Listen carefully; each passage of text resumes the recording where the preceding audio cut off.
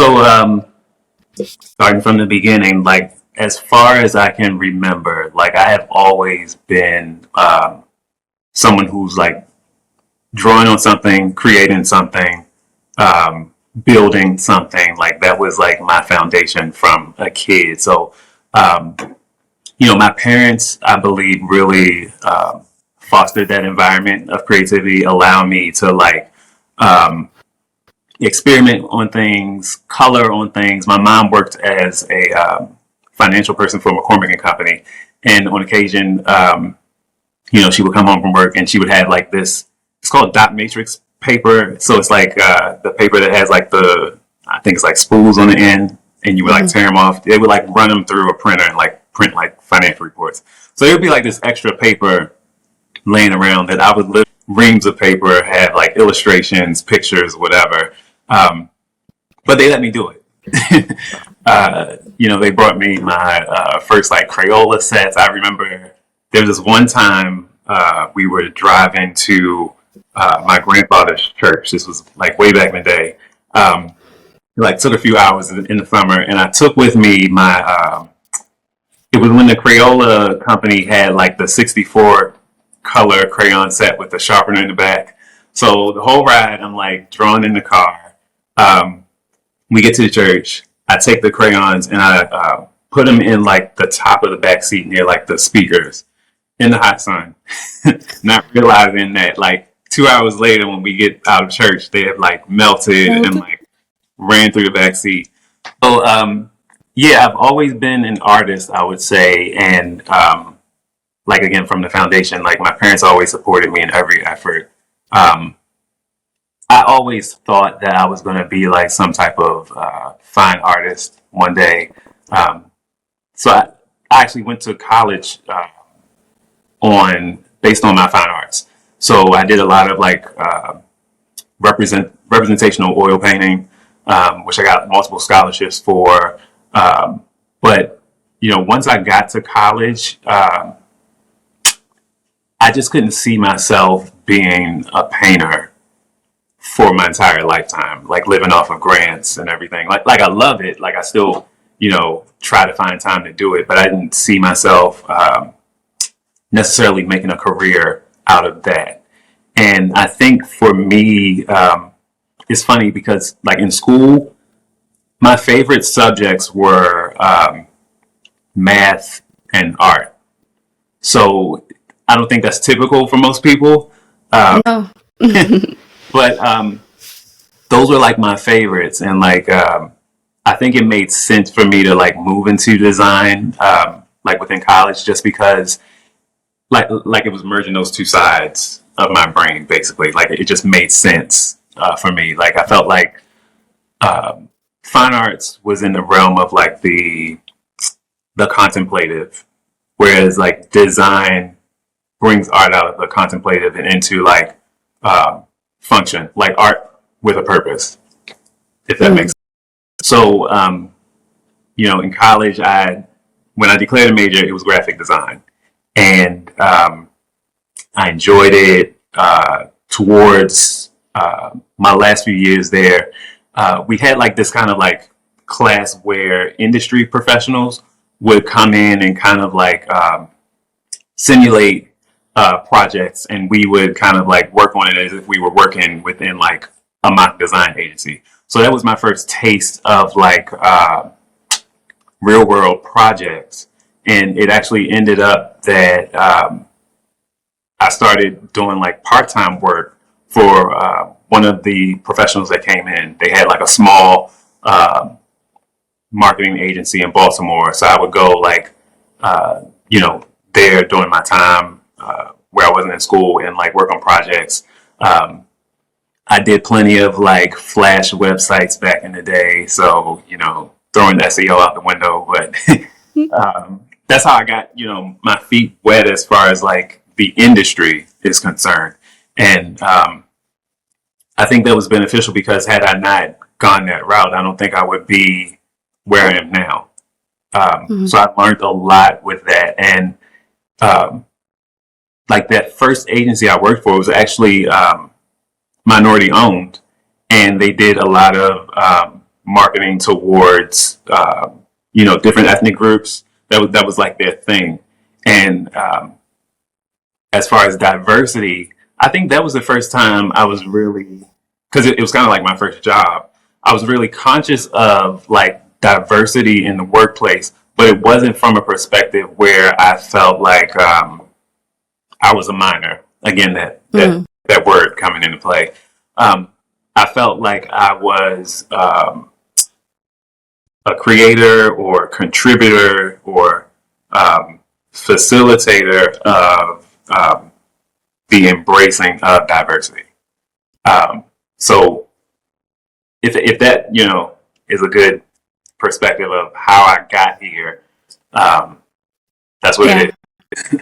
That's awesome. Thank you for sharing that. Mm-hmm. So in college, even as a kid, you've always been artistic. And this is something I keep hearing when it comes to where we are as designers. I was never an artistic kid. One thing I loved was writing poems. So in terms of expressing myself in words, that was my jam. I used to do spoken word poetry. I used to like go to a lot of events in that. I don't know if that makes me creative in any way, but I was not like an artist who loved to draw. So I guess art can be translated in a lot of different ways. But for us UX designers or product designers in general, do you think that set you up to get here? Like when you said you studied graphic design, because that kind of correlated with you being artistic, but did you carve out a path saying, I'm going to do graphic design and then I'm going to, get a job in the tech industry and build on from there? How did you end up in the tech industry? That's a good question. So I don't think I necessarily at one point set out and said, I'm going to be in the tech industry. Like, I feel like the tech industry is like this constantly moving river, like that. It's just always changing. And then people would jump in at different points and either stay in it or, take a break from it and then jump back in. But it's constantly moving. I feel like for me, it wasn't necessarily a decision, oh, I'm going to do this. It was just like, multiple things happened that I said yes to or embraced. And I think it landed me here. Like I wasn't opposed to anything that was going on, but it was just like with the movement of the industry and then my own movement, like they just kind of like converged. So for example, like with the agency I was working for initially, like I was working on a lot of Flash websites. I got an offer from another company at the same time, and I was kind of doing part-time for both companies. And that company did more as far as digital marketing, and they were a little more immersed into like user testing, like eye tracking studies and all that kind of stuff. So for me, like one of the things that I think makes you a better designer is being able to like glean from other disciplines. So I wasn't necessarily into like the whole research aspect of things, but seeing that at this new company I was at, I was just like, oh, that's interesting. Like I never thought of like my work being that informed in that way. So, there were people there who, worked in like research and they didn't look like me, but even though they didn't look like me, I still wanted to like reach out and ask questions. Like, I think we have to be able to see beyond, I don't want to say see beyond color, but if there's something that is going to be beneficial for you in the future, don't allow the term minority make you act in a minor fashion, if that makes sense. Like, it's so crazy because like I keep coming back to like that word, and I remember an experience I had at college where it was like a professor who had asked me, because I was in the class and I was like the only person who was black, and he was just like how do you feel being like a minority on this campus or whatever? And my response, so like in my mind, I'm thinking that's an odd question because the school I went to was in Baltimore, Baltimore City, which is predominantly black, you know. So for me, my response in my head was, how does the school feel being in this community?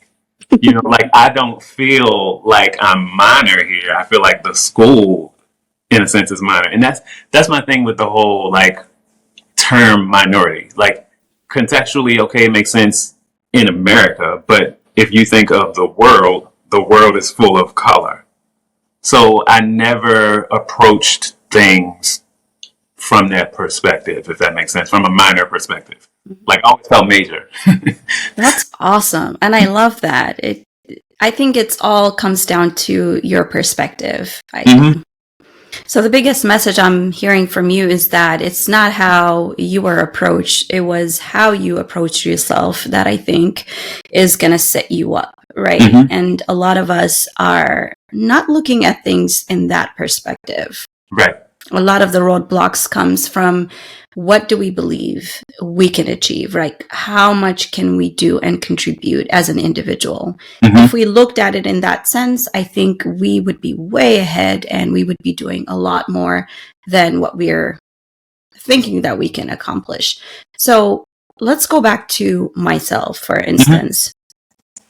As a woman, I always thought the tech industry was dominated by men, but I Hmm. also assumed it's just for men. Hmm. And I also assumed that you have to be really good at math to be able to get into the IT industry. I wouldn't say math was my biggest thing. I loved history. I loved writing. That was my strong side. I wasn't bad at math. For some reason, I believed I was just not good at it.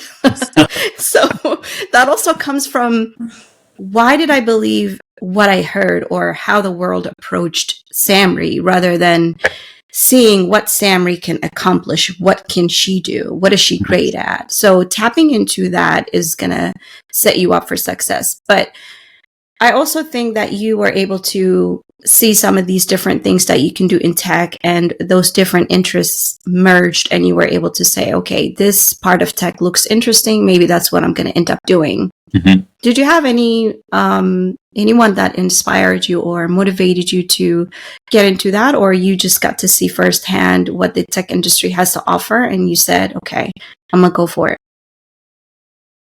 I'd say, so number one, my family, of course. I think they always like reinforce the fact that, you know, like if you want something, you should go for it and not uh, let anything hinder you from that pursuit. Um, so like I'm a person like if I'm focused on something, I'm focused on that thing. Um, that may not be a benefit sometimes because I'm just like laser focused. But I think having that foundation and support is necessary. Only because like I know some people, it becomes difficult to do that when you don't have a support system around you, or you don't have people using words around you that strengthen or empower you to make those pursuits. So I definitely say my family. Also, uh, just like I'm an observer, so like I would just watch other people who, black or white or whatever color they were. Like if I saw them being successful, then um, like I would ask a question or you know some type of way try to you know glean from the experience of those people. Like I saw people, you know, working at like some of the earlier on agencies I worked at, and they kind of, you know, mentored me as far as my career was concerned. Um, Even think like basic things like resume writing, you know, interviewing. I'll say like in the future, another benefit is actually being the interviewer because then you understand like when it comes time for you to interview um, like how you should function, how you should answer questions, how you should present or whatever. So I think it was a combination of family influence, being observant as far as you know other people who in the industry were successful, and then like mentorship, uh, taking advantage of mentorship if it's available. I think you know that's definitely what helps me in my career. Yeah. So going back to how diverse we think the tech industry is, what is on, like, you've now worked at a few different companies, you've got to see what that bubble looks like. What do you think about how diverse it is currently, right, in 2023? But also for anyone who's out there, let's assume they didn't have the guidance like you and I did. How can we reach out, or what can we do as folks who are in the tech industry now to kind of alleviate or inform and inspire? I think the whole birth of this platform is to do just that. But what else do you think we can do in our free time to pick up one or two people and say, hey, there's an opportunity here, and this is what you can do to get there? So for your first question, as far as like if the industry right now is diverse, I don't think it necessarily is right now.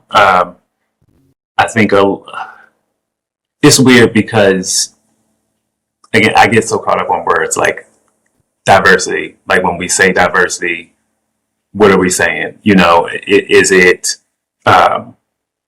basically non-white?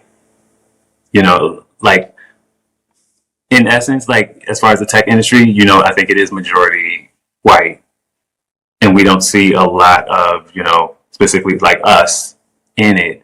I think one of the things that's beneficial or would help as far as people, you know, like us embracing the industry is being more transparent about our experiences in the industry. And I say that because, like, if I have influence with, you know, my family, cousins, whoever, friends, but I don't necessarily talk about what I do, or, you know, they don't even know what I do. I think, you know, as far as like the collective, it's not going to do anything to change that perception of the industry. I feel like the industry is perceived as, you know, a non-diverse industry. So people basically won't apply themselves to it. Mm-hmm. So I think, you know, like you said, like this type of platform is important.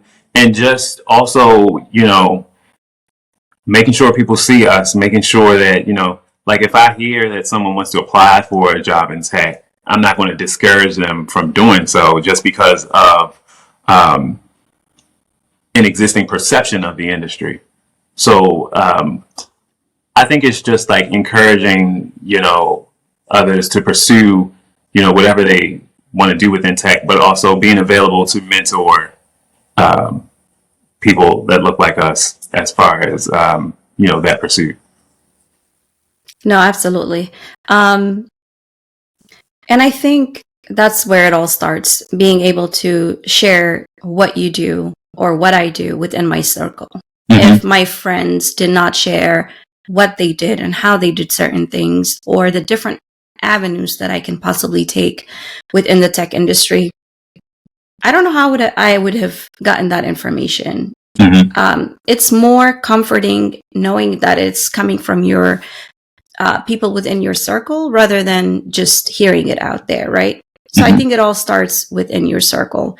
But why are we not sharing what we do with the people we love? Why do you think we're not inclined to share the knowledge and information we have? I think it all starts with our circle. Yeah, that's a very good question. And I think it all comes back to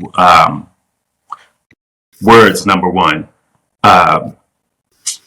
I feel like among us, there's this feeling that, you know, you shouldn't, among your close circle, be a show off, so to say. Like if I operate as a minority, then I perceive myself as less than. So I'm always operating as someone who's lesser. So then when I get among my circle, I don't want to look like someone who is not lesser. Like we identify with our pain and, you know, that type of thing. So when I start to boast about my successes, then it looks like, oh, you think you're better than me, blah, blah, blah, blah. So we have to get out of that like crab mentality. Like whoever gets to the top, I need to pull them down to, make them feel real. Like that type of, like, we just need to let go of that and just realize like, you know, yeah, I'm successful. Yeah, you're successful. What can I glean from you? What can you glean from me? And how can we, basically come together to make all of us successful? So, again, it's just that language thing. I don't know why I'm stuck on that. Like I need to make sure that what I'm saying, again, the foundation, I believe that, communication, well, language speaking is to create. So whatever I say should create an environment that allows you to feel like you can share. Like a lot of times I think even just as far as sharing, we don't allow each other to share each other's perspectives because of that fear of looking more than something like that. So that's where I'm coming from for that. I love that. And I couldn't have agree with you. That just hits on a whole different spot. I mean, I think we believed, again, it's all about how much we believe we can achieve as individuals, right? And then when we exceed what we've always believed, Sam doesn't want to walk into a room and say, this is what I do. And, it's going to come off as if I'm boasting or as if I am showing off. But when you truly want to help, what approach do you have to take in order to say, hey, this is how I got here, and you too can get here too, right? Like, this is not just for me. It can also be your avenue. And the language thing is where it all comes down to. How do we create a safe space we didn't just get here, right? We took different ways and routes and tribulations and having to work hard to get here. We didn't just land here. And for someone else who's trying to get here too, we can speak in a language that is very transparent without making them uncomfortable. Right. How do we create that safe space, you think? I think it requires us to be willing to be transparent about like our journeys. And not like sugarcoating like things we, experienced on the path to, where we are now. And also like, I'm just trying to think of like, as far as creating a safe space, that space is created by the language we speak. And then it's just like, I guess, really, how do we get people to that space? Maybe, if that makes sense. Like, I'm just trying to think of specific examples, like, friends get together, the first question is, how are things going or whatever, how's work? We share those experiences, but I think we should, I don't know, like maybe not be so guarded as far as that's concerned. Like, I think people gravitate towards transparency because it feels like, nothing is being hidden or concealed. Like if something is being concealed from me, then I don't trust it. So, in order to have a safe space, there has to be a level of trust among each other in order for people to feel comfortable sharing. Yeah. No, definitely. I think it's all how we approach telling our story, right? If you're going to come off as someone, oh, I finally made it, then nobody's going to want to hear anything from you. Right. But if you're coming from a humble space where you're trying to say, I got help when I needed it, and I'm trying to help someone else, uplift someone else who might be needing that help too, I think that speaks volume. You're not forgetting, again, where you were and how you got here. So every person that played a role in your life should always, it should almost be like stamped on your wall. You should have a thank you list of to those people who actually helped you get there. And I think coming from that space might be helpful. But you're here sharing your journey of how you got into the tech industry Did you take a specific route to get into UX design besides having to study graphic design and things like that? Did you go to a boot camp? What was that experience coming to product design, UX design in general? It was, I can definitely say, on the job experience. I may not have had the title of UX designer, but like I was doing things that, you know, were in the realm of UX, and it made me more comfortable when things started changing. Like for me, I feel like function comes before title. So like if I am functioning in an area, then it justifies the title versus jumping into a title and then trying to figure out how to function. So, you know, in my experience, you know, I worked as a multimedia designer for a while, and then I went to a company where I was basically a web consultant, and the client that we were working with needed a lot as far as user experience needs. So things like user research. I did not have that necessarily under my tool belt, but there were other people who did. So as a consultant, you know, with this client, when we had those type of requests, you know, I would make sure I could, you know, be a part of any effort, you know, that involved that type of skill set. And I think being able to kind of participate in other disciplines helps me as far as becoming a UX designer. And I say that because, like, even with UX, I feel like it's just such a vast area. Like, you have people who are generalists, you have people who are specialists, and it comprises a wide gamut of skill sets.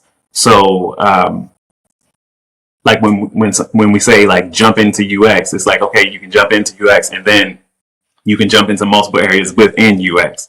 So I think my path basically was, you know, on the job training, and then of course that river of the industry moving at the same time. It's like, okay, I'm here now. I feel comfortable with this. I'll embrace, you know, applying for a role that has the title of, you know, UX or UI designer, because again, I functioned before even having the title. Yeah. So you now have the experience, hands-on experience, before you even decided, okay, this is what I'm going to go for. Yes. And I think that is awesome, because a lot of us, we're in this thought of, even for me, I identified what I wanted to do, because the reason why it took me so long to even say comfortably, okay, maybe I can see myself in the tech industry, was that I thought of the tech industry as this very narrow path. I'm going to get in, I'm probably going to end up writing code, was all I knew, all I can think of. And that was very intimidating to me.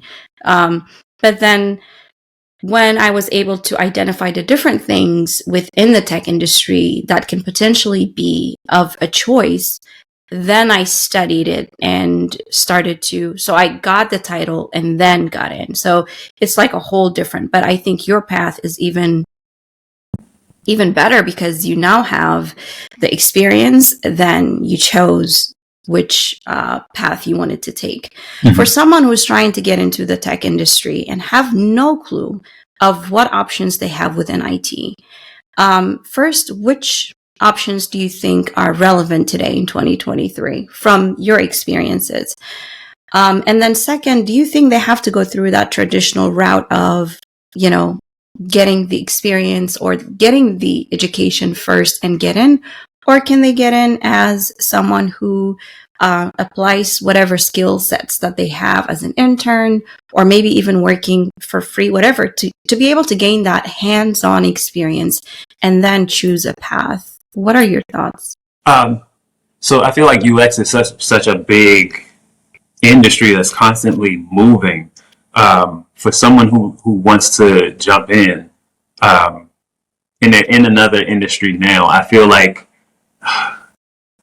maybe taking the time out to educate themselves on what user experience design really is, and then maybe mirroring that to what they do now. So I say that because I know plenty of people who, for example, were not in UX and before, worked as business analysts or, project managers or whatever.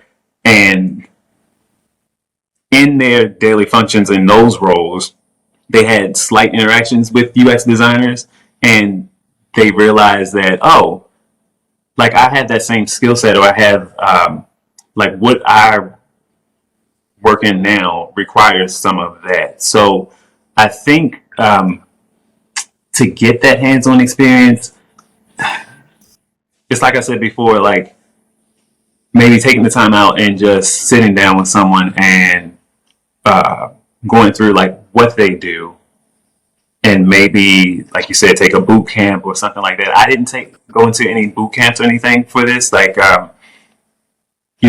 the things I was doing basically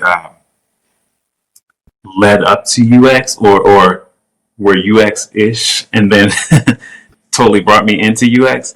But for someone who, from the start, I don't know about like the whole the old school. Oh well, you need to go to school again and major in this, and then you can be a UX designer. Like I know so many people who weren't in UX and just transitioned to, maybe like a research role. If, as a business analyst, they were doing some level of research as far as their title, whatever, but they found that UX kind of made more sense as far as what they wanted to do. I feel like I'm going all over the place with that question, but Yeah. Yeah, just embracing other disciplines, I feel, would help someone transition into a role in UX. Absolutely. And the reason why I asked that question is because I went through the tradition of, okay, identify what I want to do, which I think I'm going to like and be good at. Do my research, do my own research to understand what that entails, right? I didn't just jump into it because it sounded cool, right? I actually spent a lot of time researching, what does a user experience designer do? What is UX design to begin with, right? It's a very new field. A lot of us didn't know what UX design was. And the little details of what a day-to-day within a UX designer looks like. And then research. Oh, I like research. That could be fun. I like talking to people. That's something I might be able to use as something that I'm already good at. And then artistic part of things. So again, identifying what you want to do. Don't just jump into something because you think it's cool. Understanding also what it entails, dissecting really what it means. And if you find yourself checking off that list, I think it's going to be a great way to start. But for someone who is discouraged and they don't think the IT industry is for them, or they don't know how to get started, you didn't start in by taking a boot camp or anything like that. You actually were transitioning internally, and you landed here, like you said, that UX, the tech industry in general, is like a river. It's just flowing, changing constantly. If there is anyone watching this video and they're like, I'm interested, I want to be able to get into the IT industry, I'm not sure what options are out there and or how to even get started, what advice do you have? In that case, if they, have no idea of what it is at all, like I feel like a boot camp would be beneficial. Like if I'm just going from my perspective, like if I all of a sudden just didn't want to do UX and I wanted to go into, I don't know, I wanted to be a doctor. Like I'm not going to actually have hands-on experience. Like I'm not going to be able to like walk into the doctor's office and say, hey, hand me that scalpel, or hand me, like you have to, be diligent about getting the proper information and being willing to learn. Like I feel like we live in a society where it's like people have a microwave mentality. Like I can quickly get this, I can quickly, get what I want and be done. And I feel like you don't you don't learn from it. Like even things like, not to like get into like a social media discussion, but like Instagram, like people are like now reading in pictures. Like people don't even want to take the time to like read words. Like we live by images. So I just feel like there needs to be a mentality change or mentality shift where like we value the time of learning and discipline and um, taking time out to study. Like I feel like that's a lost thing now because um, like we live in this microwave society where I can just, you know, if I need this, I can just get my phone out, push a button, and it's at my door the next day. It's just made people's expectations like diminish to the point where, we value speed over quality. So I think, for someone who wants to get into this, like be willing to learn. Like I feel like, people will say, "Oh, you're successful" or whatever. I understand that, based on, what they see, the image of me. But I'm always learning something. Like now, I still feel like I need to, step my game up all the time because the river is still constantly moving. Like this is one of the industries where it's just like it's never static.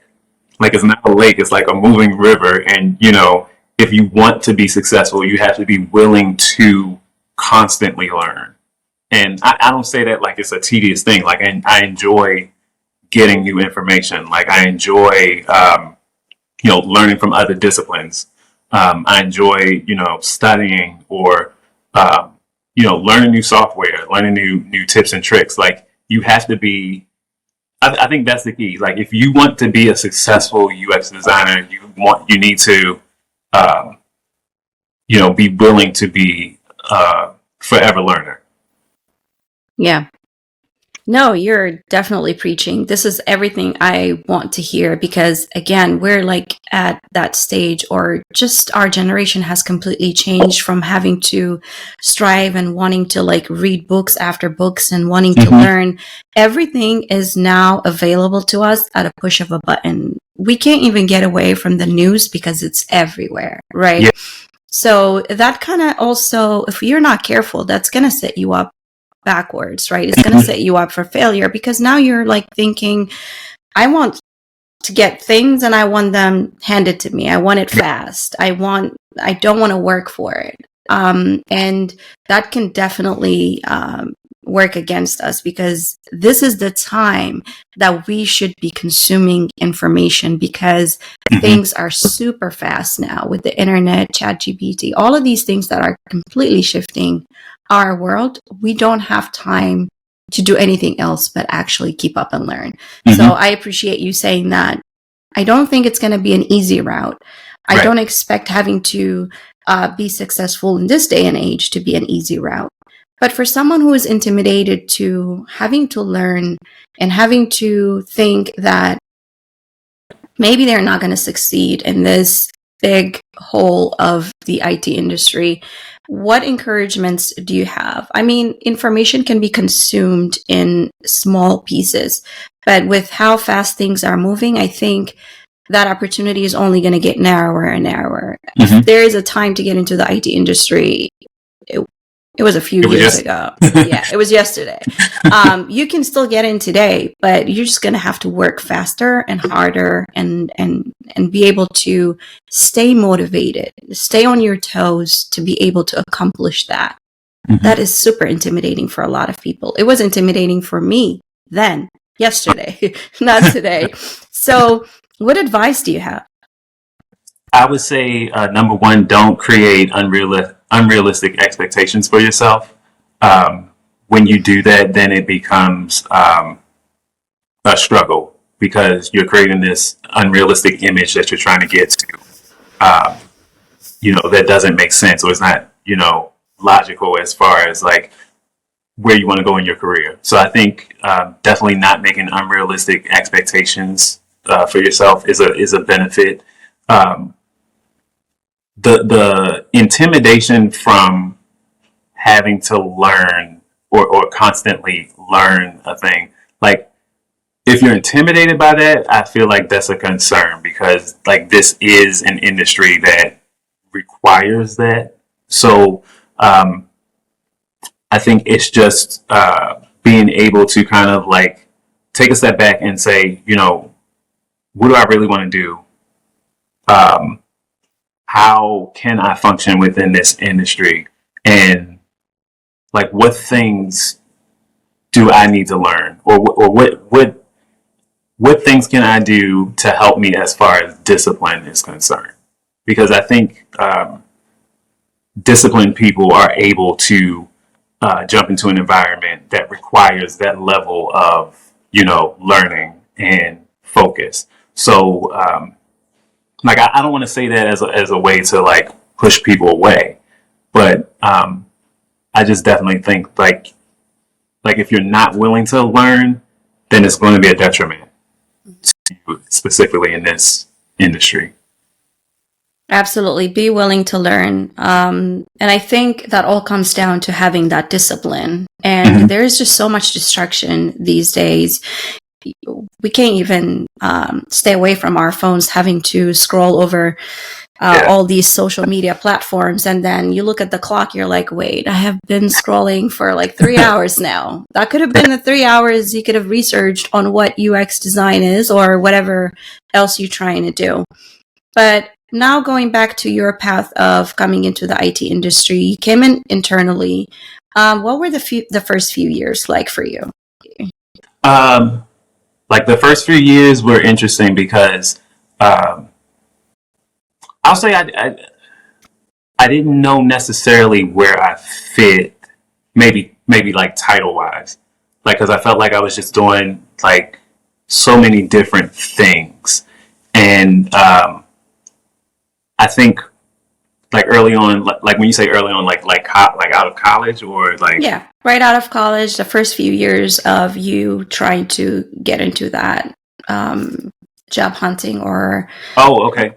So yeah, I just felt like I'm trying to find my place in this industry. Like, I'm trying to figure out where I can settle, for a better word. For one thing, like, I was working, as a graphic designer,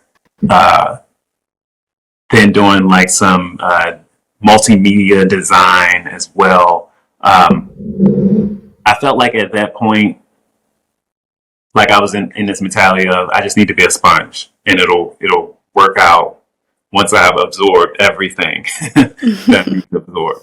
So I was in that mode for, I'd say, maybe 2 or 3 years, like, just trying to figure things out, because again, the industry is always changing, adjusting. So I think towards the end of those experiences, like I finally like got it. Like, okay, in order for me to feel settled, like, I need to embrace the fact that this is always changing and be comfortable with that. Like, that was the settlement there. So if that answers that question. No, certainly. And I think that is a huge term we have to, that is something that we have to come into terms with. The tech industry, again, like you said, is going to constantly change. Even if I was going to ask you, Sam, what does your journey look like, or what do you how do you measure success in the next 5 to 10 years for you as an individual? I would be very curious to hear that answer in an industry that is constantly shifting. Yes, that's such a good question. Like, I actually was thinking about that, like, in regards to something else. Success. A lot of people would say, okay, success for me is I have a Bentley in the garage, all my bills are paid, like, I have this big house or whatever like that. And I just feel like it's not that. Not that you can't make money in this industry. Of course, that we all, you don't go to work for free.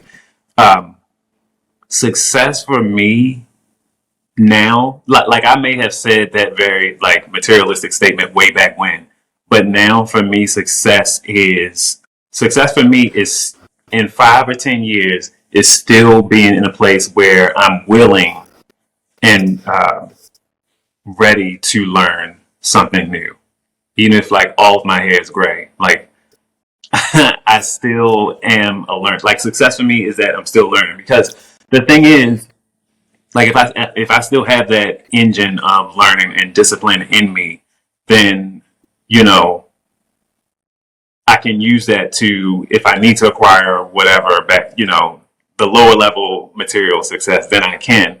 But I think having the ability to learn and be disciplined and glean, like that is success for me. Like to be like unsuccessful would be, oh, I'm here, I'm done, I'm not going to learn anymore, I'm tired, and then just drown in the river. Like that's not going to work. Yeah, yeah. Oh, I love that so much. A friend of mine recently said, what makes you or anyone a little bit different is willing to continue to learn and have a breadth of knowledge, right? Mm-hmm. So it's not the materialistic stuff. It could be nice to have a Bentley in the Oh, garage, absolutely. but Like I'm not turning that down. no, me neither.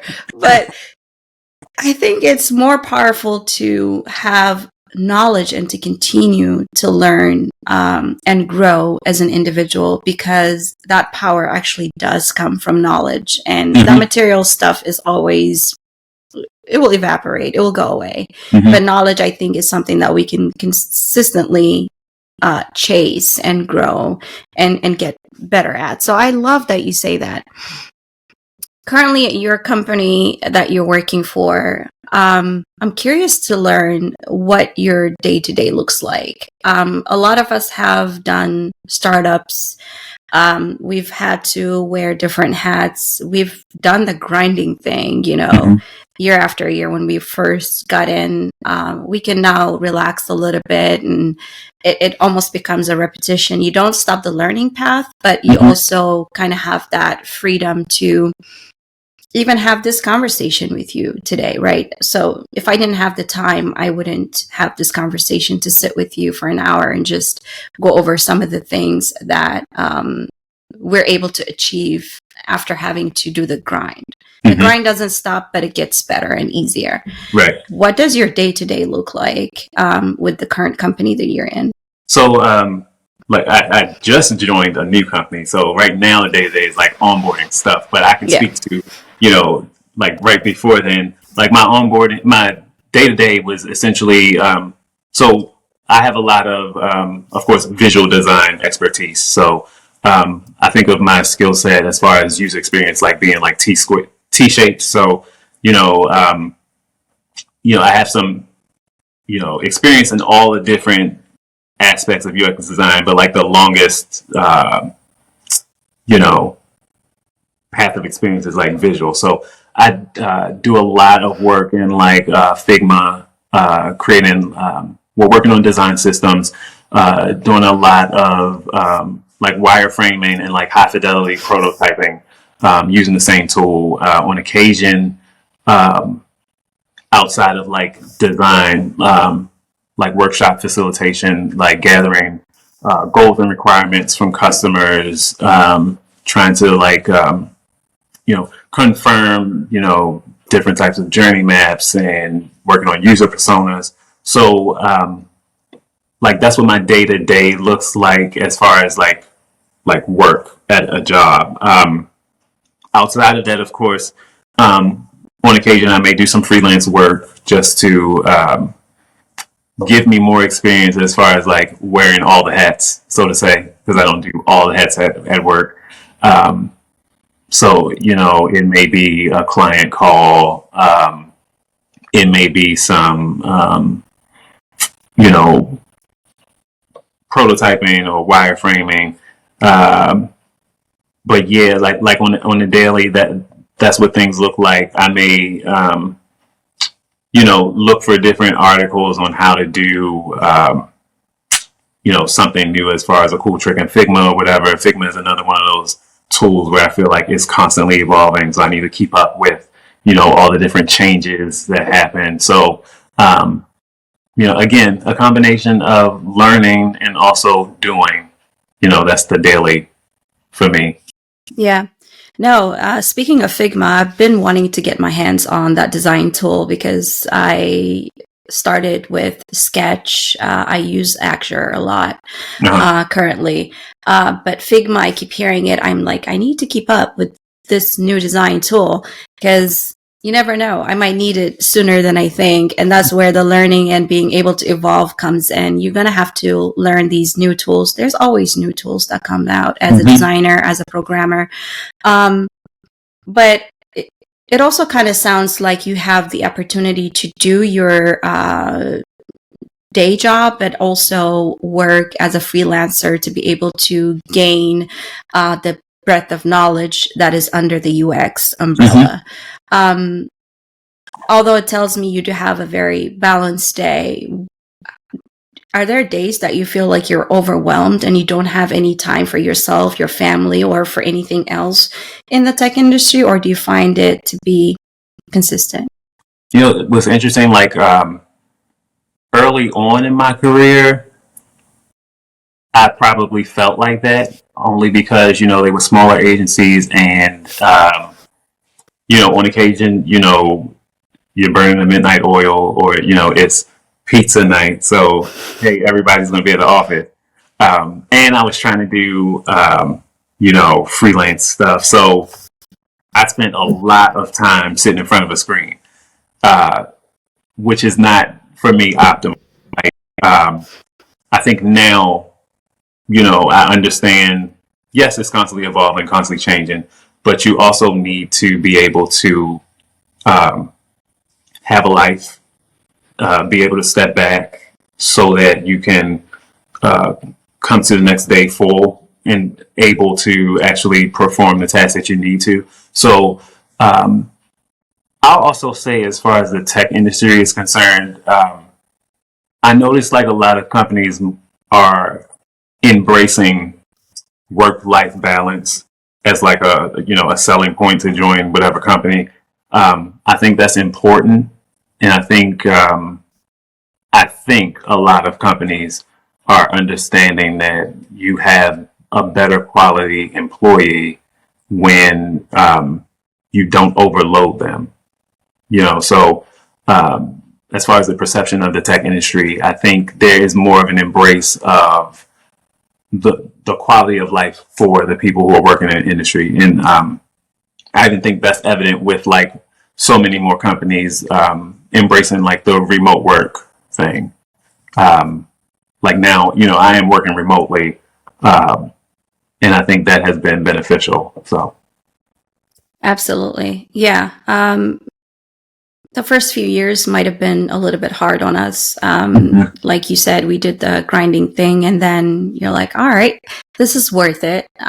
Even for me, I have family. I work from home.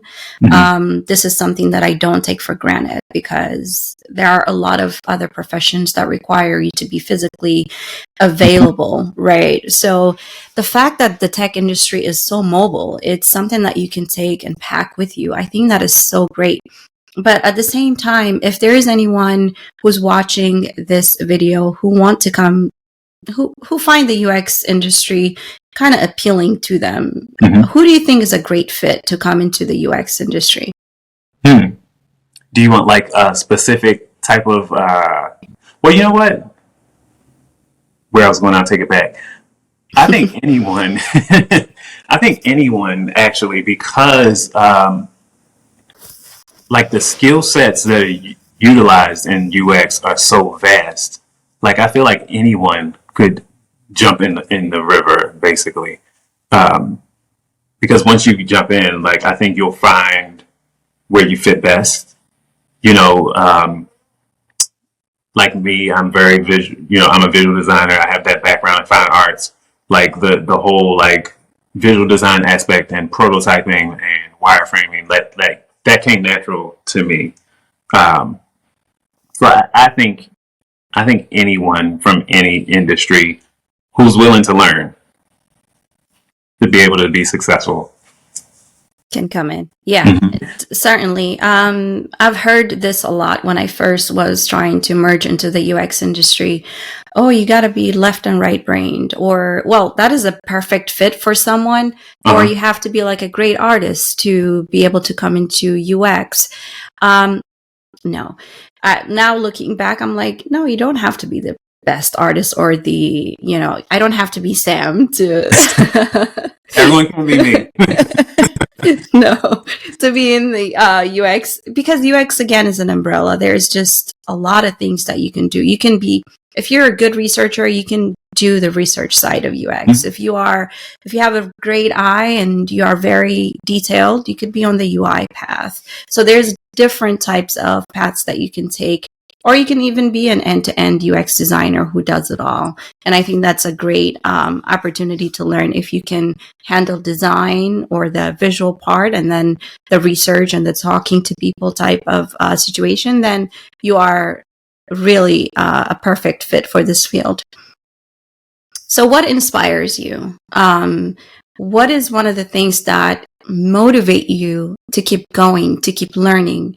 Um, what motivates Sam to continue to learn, to grow, to stay motivated? Because motivation is, I think discipline is easy to capture than motivation, because I feel like motivation comes and goes. But Mhm. what keeps you consistent? Yeah, that makes sense. Like motivation comes and goes. Like movement is in motivation. Um, what motivates me? That's such a good question. Like I think for me, it's the fact that like my work is actually being utilized for a purpose. Uh, and I'm not saying that against any other type of work, but I just feel like in this industry, because it's so data driven and maybe supported by research, like I feel like what I do um, is just more effective or has more purpose, and I feel like it because it requires me to learn so much, I have the opportunity to teach. So I think that motivates me because basically my work is giving me, um, things to give back. If Mm-hmm. that. So I think that's the motivation, like that the learning requirement makes me a teacher. And I want to be like the best teacher I can be. Like I won't always be on point, but if I can, contribute to someone else's experience or help someone else as far as like working in the industry or getting into the industry, I think that is what motivates me at the end of the day. Like that, and also the ability to get a Bentley. So no. Absolutely. With hard work gotta come, great things, right? So now that you've mentioned that, I'm actually going to put you on the spot. Okay. If there's anyone who's going to be watching this and they're like, oh, I like this guy, I want to connect with him, I have other questions that I would like to ask him, or even just get an advice from you. How can anyone who's trying to get into the tech industry reach you? Okay, so you like my Cash App now? No, I'm joking. You can reach me on LinkedIn. Like I'm on LinkedIn as Sam Durphy.